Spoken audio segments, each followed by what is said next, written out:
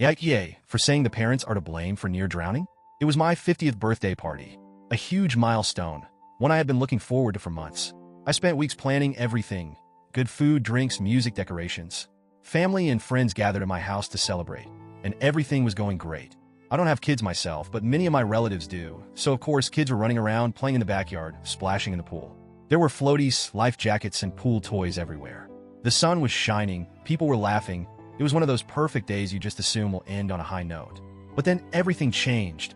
I don't know how to describe it except to say that the air felt wrong before I even fully understood what was happening. It was the scream that did it. That gut-wrenching, bone-chilling scream that pierced through all the music and chatter. Someone pulled a small, limp body out of the water. It was my little cousin. He was only 4 years old. People scrambled. Someone started CPR. People were crying, calling 911, shouting his name, begging him to wake up. I remember standing there, frozen, as chaos unfolded around me. The paramedics arrived and took over, but there was one question they kept asking. How long was he under? No one had an answer, because no one was watching him. No one saw him slip under the water. No one noticed he was missing until it was almost too late. The doctor said he had been without oxygen for too long. He survived, but he didn't wake up the same. He will never walk again, never talk again.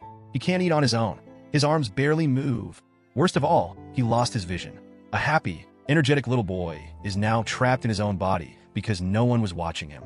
I had to give a statement to the police, and I told them the truth. There was no adult assigned to watch the kids. People assumed someone else was watching, but in reality, no one was. It was one of the worst days of my life. But for his parents, it was worse. They were devastated. I don't doubt for a second that they'd do anything to take it back. The guilt must be unbearable. I understand that. But here's where things get complicated. Over time, the way the family talked about the incident started to change. It went from "this should never have happened" to "accidents happen" to "it could have happened to anyone" to "no one is to blame." At first, I didn't push back because I figured they needed to tell themselves that to cope. But recently, I had brunch with my cousin, the boy's grandmother, and we talked about it more directly than we had in a long time. She said she believes it was just a terrible, random accident, that nothing could have prevented it, that no one should feel guilty. I couldn't hold back anymore.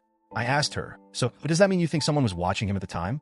She hesitated, then said she didn't want to place blame. That what's done is done. And I couldn't listen to that and stay quiet. I told her the truth. This was not an accident. It was negligence. No one was watching. That's why this happened. Period. She didn't argue, just got quiet and changed the subject. But I could tell she didn't like what I said. Later, I was texting my friend about the conversation. Now, this friend has been incredibly invested in the little boy's recovery. She donated to the GoFundMe, follows all the updates, and always asks about him. She's a mother herself, so she feels deeply for his parents. I told her about what my cousin said, and I vented about how frustrating it was that they were rewriting history. I said, no one was watching him. That's why this happened. The parents should have been watching their kid. And she flipped. She sent me paragraphs about how horrified she was that I would blame the parents. She said she couldn't believe I would say something so heartless, that as a mother, she couldn't imagine the pain they were going through, and that no one deserves blame in a tragedy like this.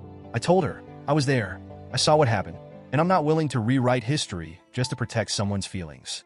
She canceled our plans, stopped replying to my messages, and just like that, our friendship was over. I get that grief and guilt are complicated. I do. But at the end of the day, I refuse to pretend this was just some unavoidable tragedy. It wasn't. It was negligence. And I don't see why the truth should be buried just to make people feel better. I didn't expect my friend to react the way she did. Maybe I underestimated how emotionally tied she was to the situation. Maybe she sees herself in the boy's mother and can't handle the idea that a moment of inattention could destroy a child's life. But does that make me the bad guy?